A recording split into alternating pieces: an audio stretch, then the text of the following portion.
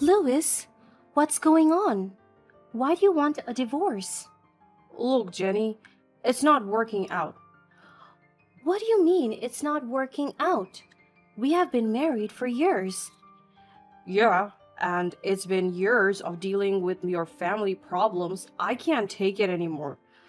What are you talking about? What problems? Your father's hospital bills, for one, we're going to be drowning in debt because of it. My father needs medical care, Louis.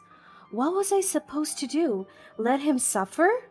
I don't care about your father. I care about us. And this debt is ruining our lives. That's not fair, Louis. We are in this together. We'll figure it out. No, Jenny, I'm done. And there's something else I need to tell you. I've been seeing someone else. What? How could you do this to me? It's not about you, Jenny. I needed someone who actually cares about me, not just their own family problems. You are a terrible person, Louis. How could you be so selfish? We were supposed to be supporting each other. I have never even made you do anything for my father. Well, that's not enough. You're the one being selfish. Hi, my name is Jenny and I'm in my 40s. I have been married to my husband Louis for almost a decade now. When we first got together, Louis told me that he wanted to build a life with me. We talked about having kids and starting a family, and I was excited about the prospect. But as the years went by, Louis always seemed to find reasons why we shouldn't have kids. At first, I was understanding and patient. I thought that Louis just needed time to come around to the idea of having kids. But as the years passed, I began to feel more and more frustrated and resentful. I had always wanted to be a mother, and it felt like Louis was depriving me of that opportunity. Finally, I decided to confront Louis about his reluctance to have kids. I was tired of feeling like I was missing out on something that was so important to me. That's when Louis dropped a bombshell on me. He told me that he didn't want kids because he was afraid that he wouldn't be able to take care of them properly. He blamed my father for that. He's often unwell and lived close by, so we could take care of him. Louis said that a baby would put a lot of pressure on us, and taking care of my father had already been a lot. I was shocked and hurt by Louis's words. I couldn't believe that he would use my father's illness as an excuse not to have kids. I loved my dad, and I was happy to take care of him. And I had never asked Louis to support my dad financially or do anything more than just call a handyman for him once in a while. I found Louis's excuses really lame. We had had many fights regarding this problem. At the same time, my father's health started to deteriorate. He had always been a brilliant engineer. But ever since he fell ill, he retired to his home and spent most of his time writing. I didn't know what he was writing about, but he seemed to be working on it day and night. As his condition worsened, I spent more and more time taking care of him. It was exhausting, but I loved my father and I was happy to do it. But I couldn't shake the feeling that there was something strange about his occupation. It was like he was keeping a secret, but I could never figure out what it was. One day, in the middle of the night, my father called me and asked to be taken to the ER. I rushed to his house and brought him to the hospital. It was one of the scariest moments of my life. We spent the next few hours there, making sure that all the needed tests were done. It was heartbreaking to remember how easily I could have lost him like that, but it also made me realize how much I loved him and how much I wanted to be a mother. I knew that I would do anything to take care of my child, just like I was doing for my father. Then I thought of Louis. I left him home and didn't even bother to wake him up because I thought he needed sleep. Plus, He had always been so grumpy whenever I asked him to help with anything related to my father anyway.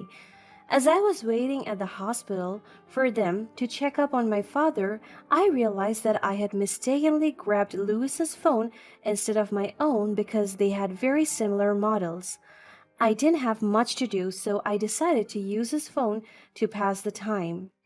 I started scrolling through his messages and saw that he had been texting one of his friends from work.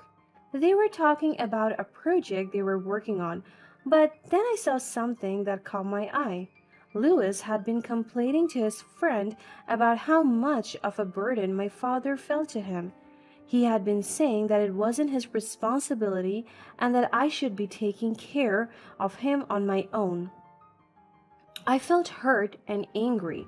I couldn't believe that he had been talking about me like that behind my back. I wanted to confront him, but I knew that it wouldn't do any good. He would just get defensive and make excuses. Just when I thought I couldn't get any worse, a notification popped up on the screen. It was a very strange message from an unknown person. The message seemed really suspicious. It read, "What are you doing?" As if they know who my husband was and was used to talking to him in the middle of the night. I was petrified. What could this text mean? Is it that he's cheating on me? I was clouded by negative thoughts, but my father needed me. I decided to ignore it and focus on my father. Luckily, there were no serious problems with my father. However, his hospital fees were quite high, and I took him home with a restless mind. I knew that I had to figure out a way to pay for everything, but I didn't want to burden Lewis with it. He had enough on his plate with work and his own responsibilities. When I got home, Lewis was still sleeping. I gently got on the bed so I didn't wake him up. I also left his phone back where I found it. I lay there for a while, listening to his breathing. I felt such a huge wall between us with the messages that I had seen that day. Even if he really wasn't cheating on me, and this was all just a big misunderstanding, I couldn't shake the feeling that he didn't truly understand what I was going through. The next day, Lewis complained to me about a strange number that kept texting him romantically. He thought it might have been a mistake. He showed me the text, and they were from the same person that I saw on his phone the day before. There was one message in the morning that read, "How did you sleep?" And then I watched as Lewis deleted them both from his phone. I could see that he was genuinely confused and uncomfortable with the situation. I breathed a sigh of relief and told him that it was probably just a wrong number. We laughed it off and went about our day, but I couldn't shake the feeling that something was off between us. As the week went on, I found myself becoming more and more distant from Lewis. I kept feeling like he was hiding something from me, even though I knew that he wasn't cheating. But I had bigger problems to be concerned with: my father's medical bills. I asked Lewis if he could help with it, despite feeling terrible about it. I told Lewis how I only needed his help for a while before I could sort it out myself, and he said that he wanted to look into the finances of the family. I felt a sense of relief knowing that Lewis was taking an active interest in our finances, and I trusted him to make the right decision for us. But at the same time, I felt like I was being too lenient. He was my husband, yet I felt the need to beg for his help. I knew something was seriously wrong with our relationship, but since I had so much on my plate already, it was difficult for me to process anything. However, just a week later, things took a turn for the worse. While I was at work, a lawyer called me up. My hands started to shake as the lawyer said that my husband had filed for divorce and moved out of the house that morning. It felt like my world had crumbled beneath me. I couldn't believe that Lewis had done this. I thought that we had a good life together. Even when we had disagreements, I had never have thought of divorce. But apparently he had been feeling differently for a while. I was shocked and called my husband, thinking it was all just a terrible mistake. He picked up the phone and answered with the coldest tone I had ever heard from him. Lewis, what's going on? Why do you want a divorce? Look, Jenny, it's not working out. What do you mean it's not working out? We had been married for years. Yeah, and it's been years of dealing with your family's problems. I can't take it anymore. What are you talking about? What problems? Your father's hospital bills, for one, we're going to be drowning in debt because of it.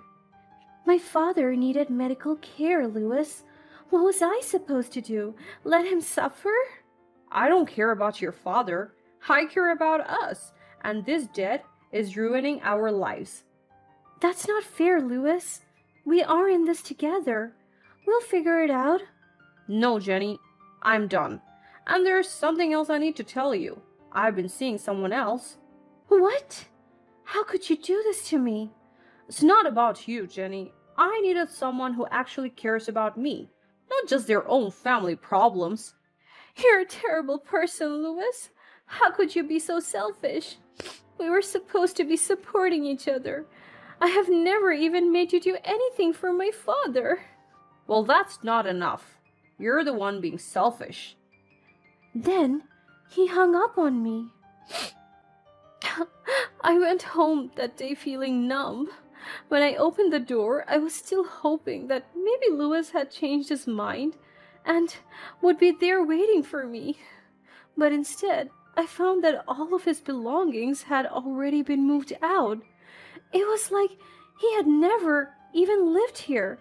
I started to panic once again, wondering where he had gone and why he could have left me for another woman. I tried to call him again, hoping that he would think differently this time, but instead, a woman answered the phone. Hello? Who is this? This is Sarah? Who is this? This is Louisa's wife. Where is he? What's going on? I'm sorry, but Luis doesn't want to talk to you. He's moved on with his life. Moved on? What are you talking about? He's with me now, and he wanted me to tell you that he's done with everything. He just can't be with you anymore. You were too much of a burden for him. I felt like I had been punched in the gut.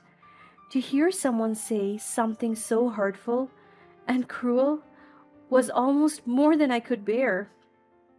A burden? What do you mean by that? You know what I mean. You were always asking for help with your father's medical bills and your own expenses. You never contributed anything to their relationship. Lewis was tired of carrying you on his back all the time. That's not true. I supported him in everything he does. Well, he is much happier with me now. I'm not going to be a drain on his finances like you were. You should just move on with your life and forget about him. Stop calling us. With that, Sarah hung up the phone, leaving me feeling more hurt and confused than ever. It was like everything I thought I knew about my marriage had been a lie. It was a tough time for me, but I knew I had to be strong for my dad. I went through with the divorce and cut all contact with Luis. I tried to focus on my job and worked hard to afford my dad's medical bills. It was exhausting, but I knew I had to do it for him. I didn't have time to grieve for my marriage or for the life that I thought I had. All my energy went into taking care of my dad. Despite all of my effort, it was time for my dad to go. 2 months later, my father passed away. It was devastating. I had lost the most important person in my life. I felt like my world had come crashing down on me. I was alone and had no one to turn to. But I knew that I had to keep going. I had to be strong for myself. I took some time off from work to grieve and to sort things out. I realized that life was too short to waste on people who didn't value me. That was when something incredible happened. It wasn't until I was going through my father's belongings after his passing that I discovered something that shocked me. In his will, I found out that my father was actually an engineer working on a government project. That's why he never talked about his jobs or his colleagues. It all made sense now. He had to keep his work a secret from everyone, including his family. I couldn't believe that my father had such an important role in the government. It was like he was a completely different person to me now. As I was going through his documents, I noticed that there was no information about his insurance plan. I was initially worried about how I would pay for his medical bills and other expenses that may arise. But if he couldn't reveal the identity of his employer, that meant his insurance details were probably classified information too. I didn't know what to do. I felt so overwhelmed. I decided to seek help from a lawyer who specializes in these kinds of cases. He was able to navigate the complex legalities and find a way for me to access my father's insurance plan. To my surprise, my father had left me a large sum of money from his insurance plan along with his properties as my inheritance. The total amount was close to 1.2 million. I couldn't believe it. It was more money than I had ever seen in my life. I was grateful for the financial security, but it was bittersweet. I wish my father were still alive and that we could have been able to enjoy this together.